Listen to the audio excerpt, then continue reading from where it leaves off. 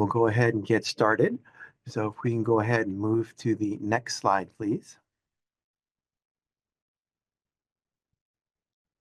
All right, welcome once again. We are offering simultaneous interpretation during the presentation. Everyone must select the language to be able to hear the presentation. If you join us using a computer, please activate the interpretation feature by clicking the globe or 3 dots at the bottom of your screen and select the language you prefer. If you're using a phone or tablet to watch, you can find this feature by pressing the 3 dots or the word More. Once you have selected the language, you must press the Done button to enable the action. Please let us know if you need assistance. Thank you. Also, Spanish translated presentation slides are available at www.envirostore.dtsc.ca.gov, and you'll search for Boorman Park. We're going to put that in the chat so that you can have that readily available in case you want to go over there and download the slides. Automated closed captions have been enabled. You can turn them off by clicking the CC icon or moving the captions box.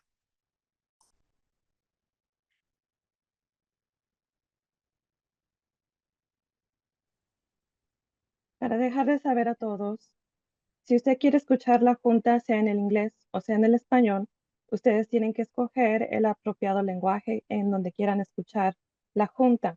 Si usted está en una computadora, usted va a seleccionar el mundo de forma de un glóbulo para poder seleccionar su lenguaje, sea el inglés o el español. Si usted está en un teléfono o en una tableta, usted seleccione los 3 puntos y seleccionar la parte que dice más. Después usted puede seleccionar el lenguaje que usted escoge y tiene que oprimir el botón que dice terminar o done. Y también para que usted conozca, tenemos la junta, va a estar subida en el sitio web www.envirostore.dtsc.k.gov y usted solamente va a seleccionar Boorman Park y ahí va a encontrarlo. También usted tiene la opción de poder quitar las capciones o subir las capciones. Muchas gracias. While we finish getting them set up, I just want to, English. While we get them set up, I just wanted to repeat out the meeting guidelines. By participating in this meeting, you understand that this meeting is being recorded for public record. Participants may be muted for background noise, and the chat feature will be used to provide information only. Please use the Q&A feature for all questions and comments. We will do our best to address your concerns and answer questions. We will also share information so you can reach out to the appropriate person if you think of a question after the meeting. Next slide, please.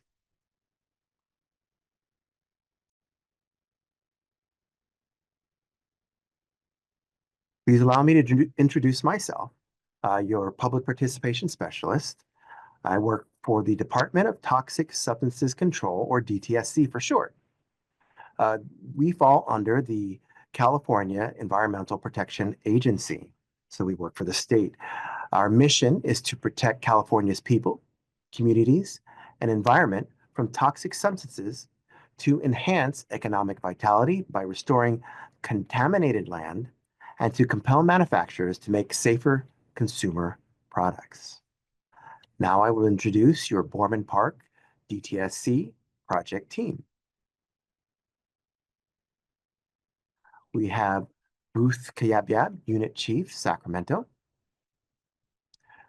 We have Ken Gaff, your project manager for the Boorman Park project. And Alicia Taylor, your toxicologist. And also, we also have Kim Getman as a guest panelist as well.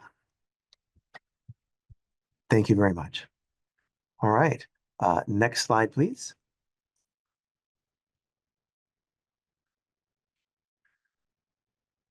Okay. The purpose of this meeting is to provide information regarding the Boorman Park project and receive comments on the Remedial Action Plan, or RAP. You may hear this abbreviation or acronym a few times during the presentation. So when you hear the word RAP, it stands for Remedial Action Plan. The public comment period runs until November 14th. First, we are going to go over the overview of the cleanup process presented by Ruth. Then we'll go over the remedial action plan for Boorman Park, which is going to be led by Ken. And we'll have a question and answer period right before we start the formal public comments. And then we'll have the formal public comments. And during the questions and comments, question and answers during the meeting, we will focus on topics related to today's presentation. Next slide, please.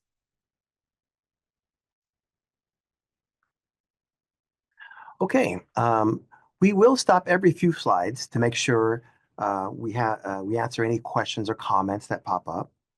Please remember, this is your time to have back and forth communication and interaction with the panel.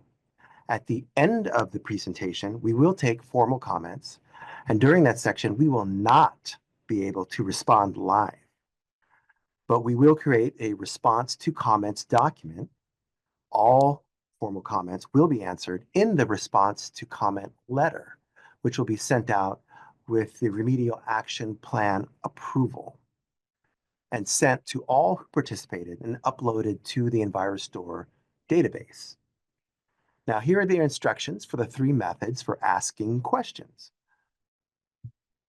For those on Zoom, you can use the raise hand feature by clicking the hand icon, and I'll invite you to unmute your audio when it's your turn to speak. And you can ask your question or comment live.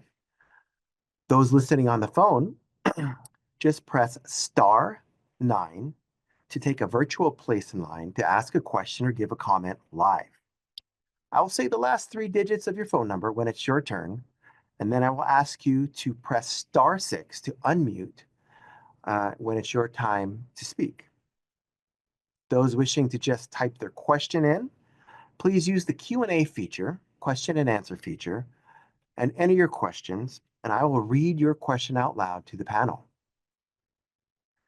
And now we'll move to the next slide, please.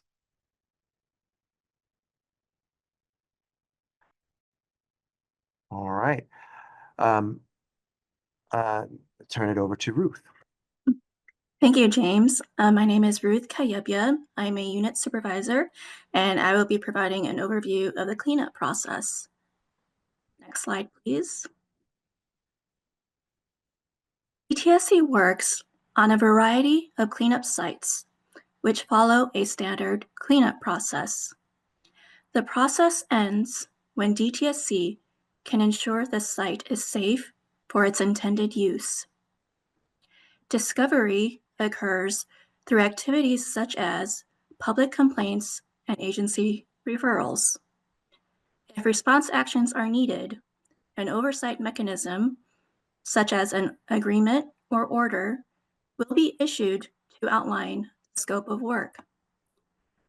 During investigation or characterization, sampling is conducted to determine the nature and extent of the contamination. A risk assessment is also conducted to determine the human health and/or ecological risks. Cleanup goals and remedy options are also evaluated. Next slide, please. During remedy selection, a document describing the proposed remedy, such as a remedial action plan, is shared with the public for review and comment. The proposed remedy will also be analyzed for potential environmental impacts under the California Environmental Quality Act, or CEQA. This is the stage we're currently at for this project. After the comment period ends, comments received will be reviewed and replied through a responsiveness summary, also called a response to comments document. And appropriate revisions will be included prior to approving the remedy document. During implementation, the approved remedy is designed and constructed. The site may be certified when the approved remedy has been fully constructed and completed.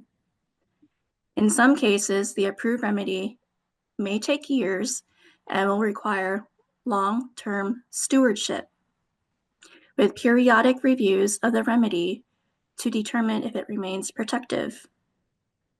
Throughout the cleanup process, administrative steps are taken to support public participation, cost recovery, and enforcement.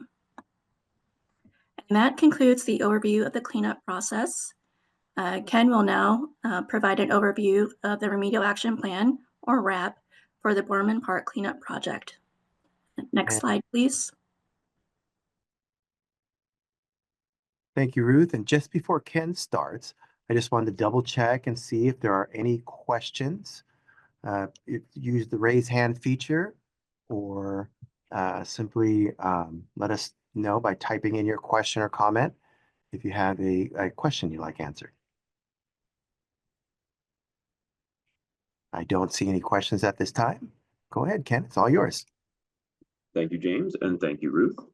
Good evening, everyone. My name is Ken Gath. I'm the DTSC project manager for this site, and I will be providing an overview of the remedial action plan for the Boorman Park project. Next slide, please. So Boorman Park is owned by the city of Richmond, and this cleanup project is a voluntary agreement between DTSC and the city of Richmond's Public Works Department. They are voluntarily cleaning up the site even though they did not cause the contamination. That's what makes it a voluntary agreement. The city of Richmond has retained contractors to help it investigate and remediate chemical contamination at the park. And DTSC is providing oversight to ensure that all work is being carried out in a manner consistent with California law and in a way that will protect human health and the environment. Next slide, please. For a little history on the site on Boorman Park, it is located along South 25th Street and Main Avenue. It's about 3 acres, and it was originally developed sometime prior to 1916, as the Richmond Pottery Company. They operated until around 1968, and their operations included mixing clay, mixing glazes, firing kilns on site, for which they had a tank that stored fuel oil, and they created ceramic products. Most of the chemicals found in the soil at Boorman Park are thought to stem from those historical operations. Next slide, please. There is a question, and I believe it's from Ruth's presentation. And the question is, what did she mean it may take years? Sure, I can answer that question. So that was a general comment for the cleanup process. And in some cases, a cleanup project may involve, say, a groundwater plume where the groundwater is contaminated. And so there may be some wells installed for pump and treatment, and that cleanup may take maybe 10 to 30 years for the contamination concentrations to meet a cleanup standard or drinking water standard. So that's what I meant by it could take years. Does that answer your question? I think they may be asking that in relation to the Boorman Park. Does that apply to Boorman Park as far as the years of that it will take years to? Sure. We could talk about that now, or would you like to talk about it after we present the proposed cleanup from Ken? As we will get to that as well in Ken's presentation. Sounds like a great idea. We'll Okay. come back to that question during at that time. Okay, great. Thanks. Yeah, so not to worry, we will be getting to that. But I'll give you a sneak peek. The timeline that's expected for this proposed cleanup plan that we're doing is about 10 weeks. So this is not going to be, as it's currently proposed, one of those projects that will take years to carry out. But for now, we're on this slide that shows, this is just a figure. It depicts the location of the site within the southern portion of Richmond. It's outlined there near the center of the image. It's only a few blocks north of the entrance to Interstate 580 at Marina Bay Parkway. And next slide, please. All right, so a little more history on the Boorman Park site. Around 1976, some plans were developed to finish clearing the site of some of the remaining material and debris that had been left behind by the pottery operation. By the early 1980s, we have aerial images from then that show those plans had been carried out.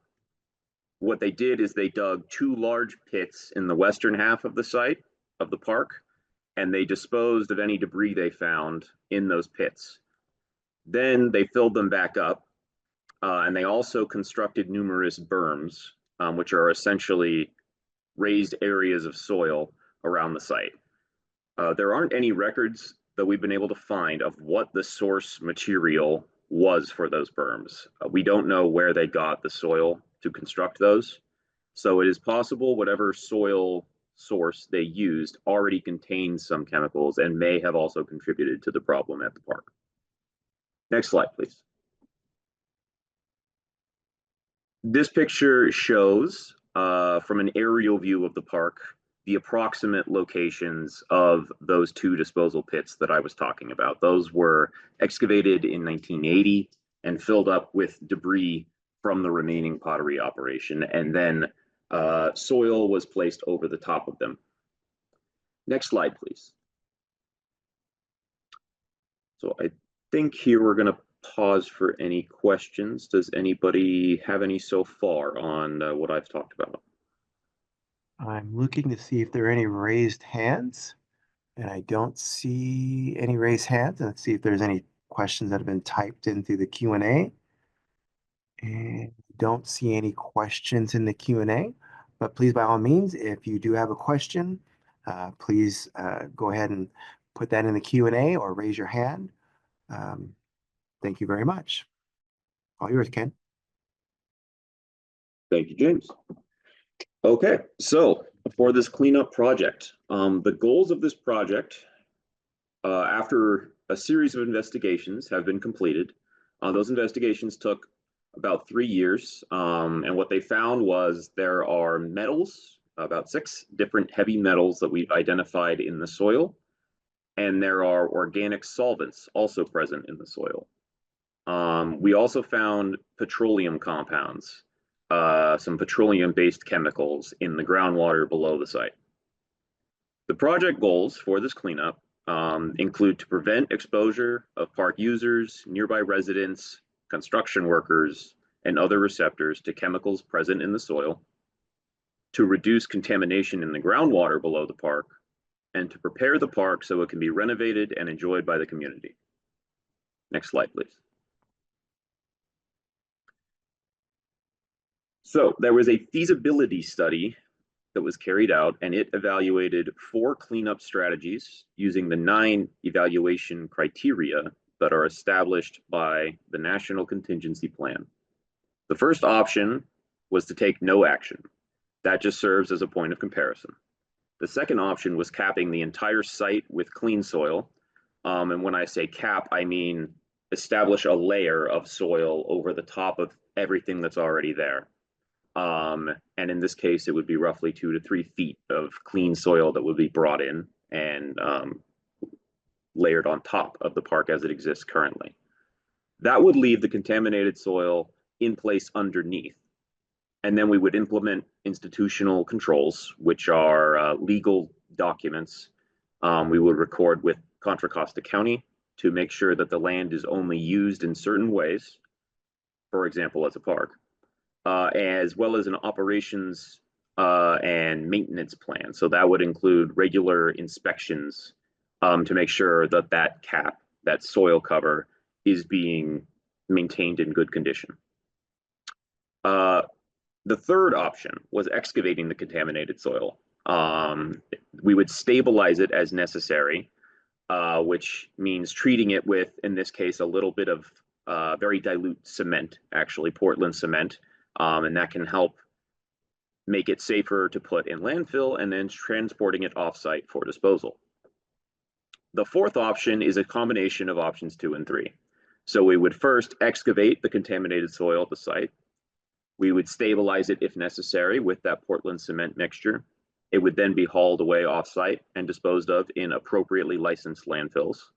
Then afterwards, clean soil would be brought in to build that soil cover, that cap that's about 2 to 3 feet thick that I mentioned before. And we would implement those institutional controls, those legal documents that will make sure that the soil cover is maintained in good condition and that the site is only used in an appropriate manner, for example, as a park. All right, next slide, please. So after we carefully evaluated all of those options, we've selected option 4 as the proposed cleanup plan for this site.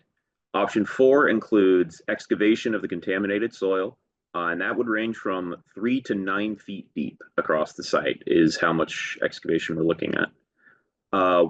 Some of the more heavily impacted soil would be stabilized by mixing it with Portland cement on the site, and then it would be hauled off with other soil to the appropriate landfills.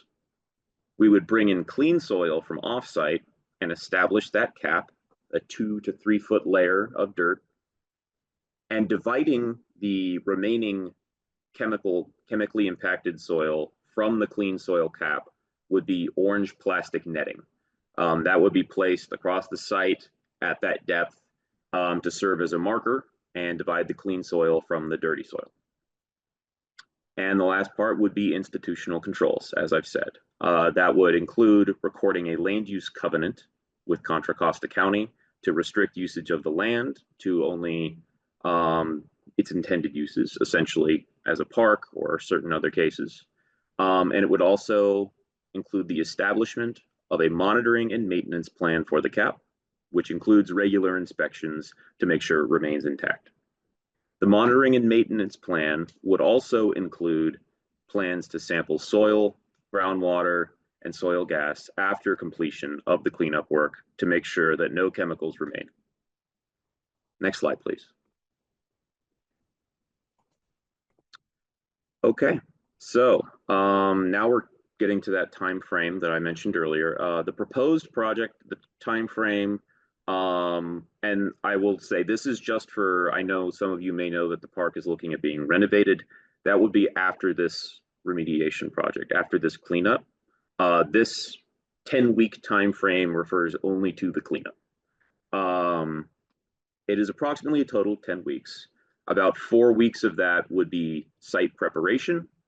And then there would be a combined total of about 3 or 6 weeks, excuse me, of excavating the dirty soil that is chemically impacted, hauling it off site, and then bringing in clean soil to fill the site back up and establish the cap. Next slide, please. Ken, we do have a question in the Q&A. Yeah. Question is, how much contaminated soil will be left behind? That is a great question. So we know that contamination at the site, based on the sampling that we've done in certain areas, we've sampled all across the site in many different spots. In some places, it does not go very deep at all. So the planned excavation of 3 to 9 feet will get everything in those areas. There were a couple of spots where contaminated dirt was found as deep as about 15 feet. Those chemicals appeared. And while we expect that dirt at 15 feet isn't really ever going to come in contact with anybody using the park, those are cases where it might be left in place below the clean soil cap that would be filled back in. So I don't have an exact number in terms of volume, but there were a few separate spots across the park where it was found down to 10 to 15 feet deep, and we wouldn't be getting those spots, but there would be several feet at a minimum of clean soil that has been verified placed above that dirt in those spots. So I hope that helped answer your question. If you have any more questions, please absolutely feel free to send them. I think you answered, there was a follow-up to that, like why are you not removing all of the contaminated soil? But I think you answered that. But I think we can also answer the next question. Have residents been harmed at all, or has it been explored? So that is another good question. Thank you for that. Based on the levels of the chemicals that are seen in the soil, as well as the fact that a lot of it is very deep, as I mentioned, 10 or more feet below the surface, we don't expect that anybody that's been using the park in kids playing there or anything like that has been exposed in any dangerous way. This is more the goal of this project is preventative, so it doesn't become an issue in the future, as well as, for example, when the park is going to be renovated, there's going to be construction work that's going on, and they're going to need to dig down, install plumbing and what have you. And in those cases, the construction workers could be encountering some of that deeper dirt that is contaminated. And that's what we want to prevent. So that's why we are doing this cleanup project before the park is renovated. Thank you, Ken. Mhm. All right, I turn it back over to you. All right, thank you. So, as required by the California Environmental Quality Act, also known as CEQA, as Ruth mentioned earlier, DTSC has prepared an initial study for this project. So, the result of the initial study was what's called a negative declaration, which means that there are measures already included in this proposed cleanup plan that we think are going to prevent any significant impacts to the environment or the surrounding area.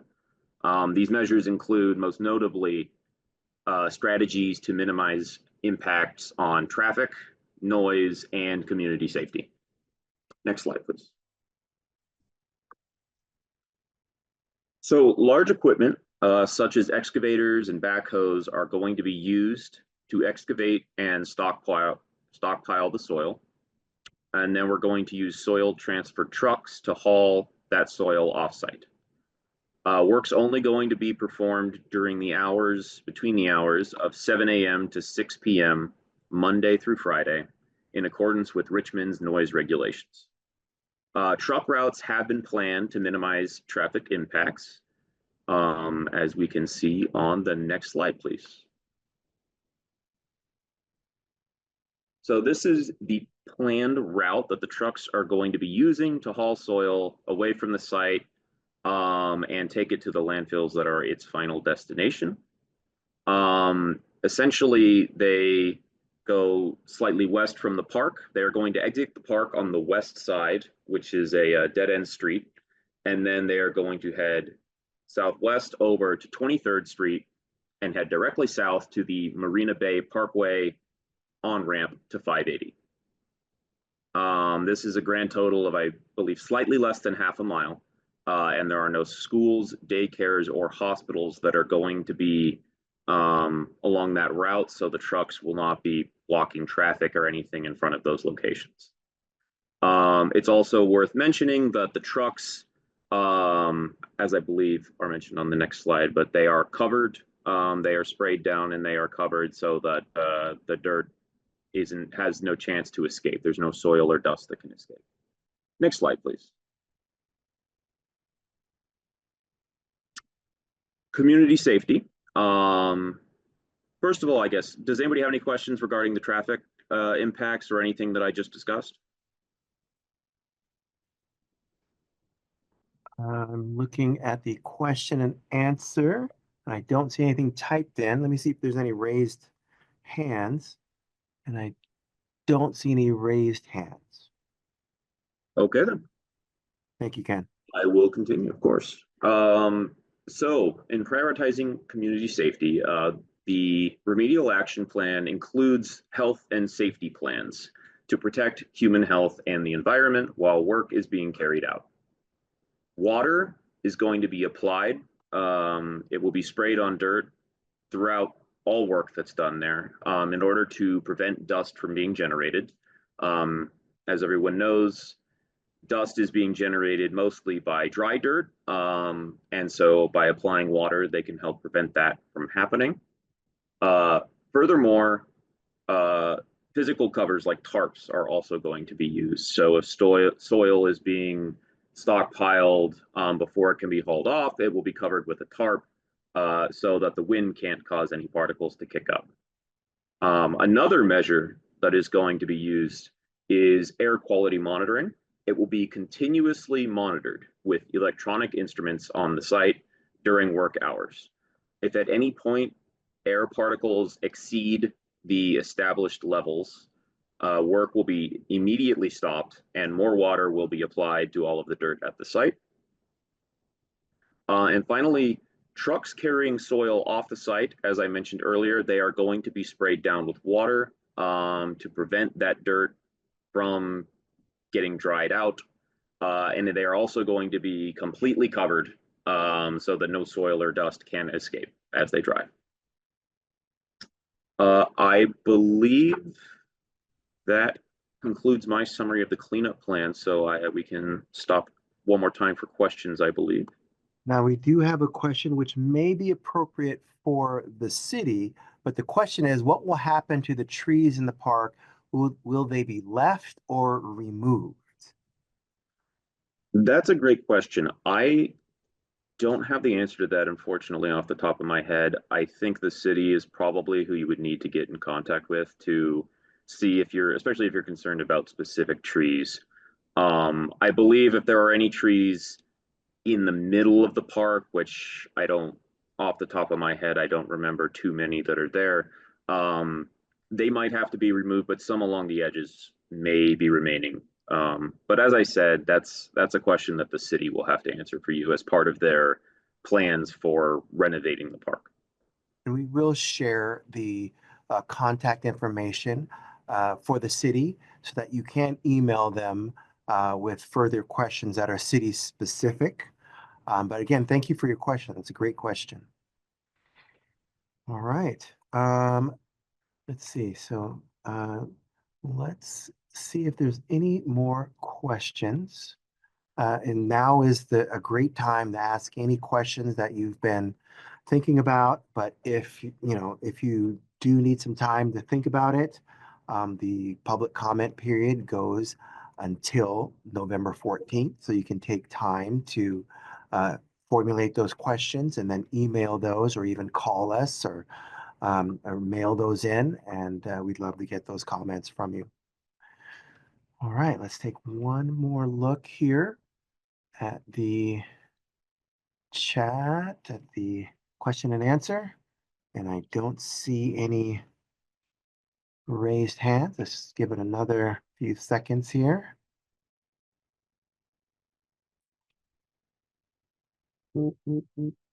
Okay, let's go ahead and go to the next slide, please. All right. And again, I'm just double checking before we start with formal comments. One last time, are there any more questions that you would like answered live now?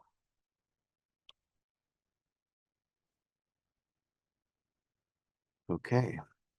All right, we will now move to the formal comment section of the meeting. Next slide, please. It is now 18:38, Thursday, October 24th, and we are starting the formal comment for the Boorman Park site. Please remember, we will take formal comment during this section, but we will not be able to respond live. We will create a response to comments document after the meeting.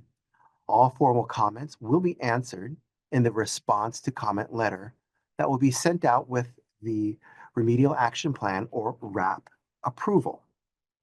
And it will also be sent to all who participated and uploaded to the EnviroStore database. Once again, here are the instructions for the 3 methods for delivering a comment. Using the raised hand feature by clicking the hand icon, I'll invite you to unmute your audio when it's your turn to speak. Those listening in on the telephone, press *9 to take a virtual place in line to give a comment live. I will say the last 3 digits of your phone number when it's your turn, and I'll ask you to press *6 to unmute your line and speak. And those wishing to just type can use the Q&A feature to enter your comment, and I will read your comment to the panel. So we'll take a minute here to see if we have any comments. We open it up for formal comments.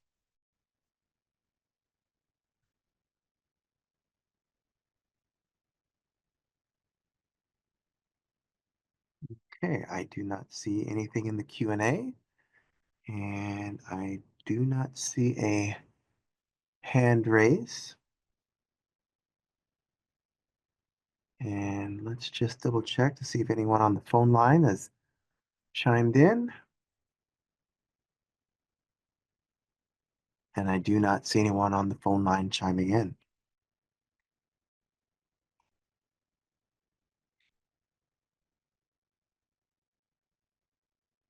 Okay, another few seconds here, and then we will close the formal comment section of the meeting and move on to closing the meeting and our final notes.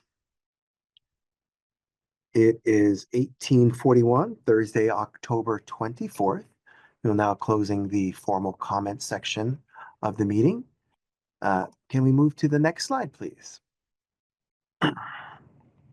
Okay, the public comment period runs from October 15th until November 14th. So even though we've closed the formal section of the comment section of the meeting, you can email, call, mail, all the way up until November 14th. Send your written comments to Ken Gath, who's your project manager, at kenneth.gath@dtsc.ca.gov. Phone number is 916-255-3643. If you would like to see physical documents, the documents are available at the Richmond Public Library, located at 325 Civic Center Plaza in Richmond, California 94804. And if you're in Sacramento, you can also go to the Sacramento DTSC, Department of Toxic Substances Control, DTSC, Sacramento Regional Office File Room. And that's located at 8800 Cal Center Drive, Sacramento, California, 95826. But please, before you make a trip all the way to Sacramento, call for an appointment at 916-255-3545. And the link for looking at the information online is www.envirostore.dtsc.ca.gov. And you'll just search for Boorman Park. All right, next slide, please. For any media questions, please contact Russ Edmondson at the Department of Toxic Substances Control, DTSC, Office of Communications, or email him at russ.edmondson@dtsc.ca.gov. And for those of you with city-specific questions, this is the contact for the city of Richmond, Janae Levine Snipes. So Janae _Levine, LEVINE -Snipes, SNIPES, at ci.richmond.ca.gov. And she'll be your point of contact for anything specific to City of Richmond. All right, I'm double check and see if there are any questions or raise hands. It looks like we do not. All right, next slide, please. And this brings our meeting to a close. I want to thank everyone for taking the time to join us. On behalf of DTSC, we want to wish you a great evening. And again, thank you for joining us. Take care.